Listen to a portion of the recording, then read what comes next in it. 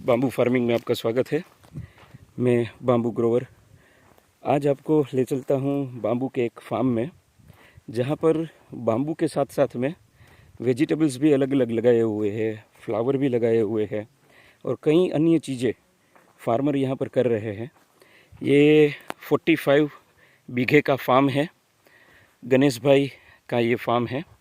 और नेचुरली आप देख सकते हैं, जिन किसी भी फार्मर को बाम्बू लगाना है और साथ साथ में उनको लगता है कि लंबे समय तक हमें इसमें से इंटरनल इनकम भी चाहिए, और वो इनकम छोटे क्रॉप पे चाहिए, 90 दिन का क्रॉप, 120 दिन का क्रॉप, और वेजिटेबल्स वगैरह में वो जाना चाहते हैं या मसाला वगैरह में जाना चाहते हैं, तो उन लोगों को जो ग्राफ रेगुलर रखते हैं हम 13x5, उसको छोड़ के बड़े ग्राफ में आना चाहिए।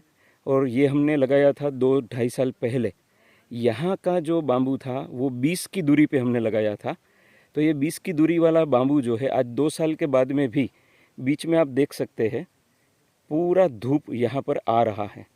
और इन्होंने अलग अलग चीज़ें वेजिटेबल्स की इसमें लगाई हुई है। यहाँ पर ये बेल वाली चीज़ें थी, टमाटर वगैरह, खीरा वगैरह, ककड़ी वगैरह, फ्लावर की चीज़ें, मिर्ची वगैरह, ऐसा जो है ये अलग अलग चीज़ फार्मर खुद अपने ढंग से अपने आसपास के बाज़ार के अंदर में बेच सके वैसी चीज़ लगा सकते हैं। थोड़ी सी इस फार्म के बारे में जानकारी आपको दूँ तो ये फार्म जो है नाना भेला, गुजरात मोरबी में, मोरबी से आगे नवलखी पोर्ट की तरफ आया है। यहाँ आसपास में सारी ज़मीन जो है वो कॉटन हेवी ब्लैक सॉइल है, लेकिन पानी यहाँ आसपास के अंदर में सब जगह पे खारा पानी है। नसीब के हिसाब से गणेश भाई के यहाँ पर ही पानी मीठा निकला हुआ है और इन्होंने चेक डैम बनाया हुआ है तकरीबन 3 एकड़ का, और 16 फुट की गहराई से उन्होंने चेक डैम को रोक दिया, नीचे डेप्थ में नहीं गए ताकि पानी जो है वो उनको मीठा मिल सके। 400 या 700 TDS तक कोई दिक्कत नहीं होती है पानी में बाम्बू को। और पीछे दरियाई समुद्र की सपाटी के पास में पड़ता है, तकरीबन 4 किलोमीटर के आसपास में यहाँ पर दरिया लग जाता है। और दरिया की खारी हवा, गर्म हवा के कारण यहाँ पर फार्मिंग जो है वो रेनिंग सीज़न में ही लोग करते हैं। तो यहाँ पर इन्होंने फार्मिंग किया है, बाउंड्री में बांस लगाया और बाकी सारी जगह पर भी बांस लगाया, ग्राफ रखा बड़ा, ताकि बीच में से वो अलग अलग वैरायटी ले सके वेजिटेबल्स वगैरह की। तो आप भी इस तरीके से बाम्बू को लगा सकते हो। थोड़ा जूम करके भी दिखाता हूँ आपको।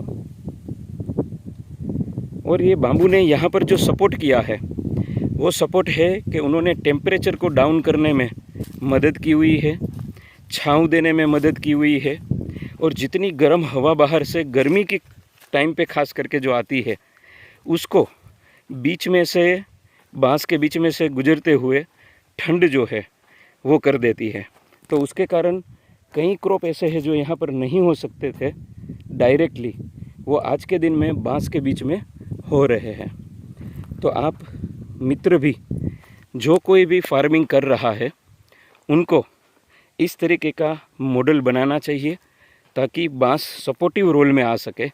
आज बढ़ती हुई गर्मियों के कारण टेम्परेचर 45 से 46, 46 से 48 तक जा रहा है।